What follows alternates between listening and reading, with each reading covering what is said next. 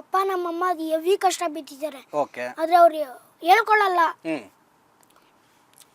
ಈ ಸೂಟ್ನ ಸಾಲ ಮಾಡಿ ನಮ್ಮಪ್ಪ ಕೊಡ್ಸಿರೋದು ಈ ಸೂಟ್ನ. ನೀನ್ ಬರೀ ಕೇಳಿದ್ದಕ್ಕೆ ಸರ್ 1 ತಿಂಗಳು ಕೇಳಿದ್ರೆ ನೆನ್ನೆ ಕೇಳಿದ್ರೆ ಒಂದೇ ದಿನ ನಾಳೆ ಬರುತ್ತೆ ಅಷ್ಟೇ, ಏನಾದ್ರು ಅಷ್ಟೇ, ಏನಾದ್ರು. ಅಷ್ಟು ನಿಮ್ ಫಾದರ್ ನಿಮ್ನ ಅಷ್ಟು ಲವ್ ಕೇರ್ ಮಾಡ್ತಾರೆ. ಅದೇ ನಿಮ್ಮ ಮದರ್ ಫಾದರ್ಗೆ ನೀನು ಆಕ್ಟಿಂಗ್ ಅಲ್ಲೇ ಸಕ್ಸಸ್ ಆಗಿ ಏನಾದ್ರು ದೊಡ್ಡ ಹೀರೋ ಆಗ್ಬೇಕು ಅಂತಿದ್ದೆ. ನಮ್ಮ ಮಮ್ಮಿಗೆ ಓದೋ ಮಕ್ಳು ಇಷ್ಟ. ಫಸ್ಟ್ ಓದು, ಆಕ್ಟಿಂಗ್ ಫಸ್ಟ್ ಸೈಡಿಗೆ ಇಟ್ಕೋ. ಫಸ್ಟ್ ಓದು ಆಮೇಲೆ ಫಸ್ಟ್ ನಿನಗೆ ಫಿಲಮ್ಗಳೆಲ್ಲ ಚಾನ್ಸ್ ಸಿಗುತ್ತೆ. ನೀನು ದೊಡ್ಡ ಹೀರೋ ಆದ್ಮೇಲೆ ಫಸ್ಟ್ ಓದ್ಬಿಟ್ರು ನೀನು.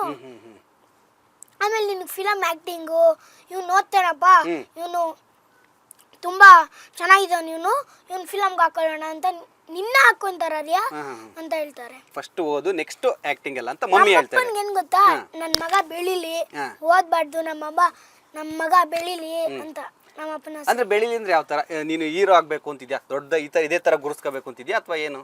ಇವಾಗ ನಾನು ಎಲ್ಲಾರ್ಗು ಗುರು ಸಿಗ್ತಾ ಇರೋದು ಹೆಂಗ್ ಗೊತ್ತಾ, ರಚ್ಚು ಮೇಡಮ್ ಇಂದ ಮತ್ತೆ ಜಿ ಕನ್ನಡದಿಂದ. ಹೌದು, ಕರೆಕ್ಟ್.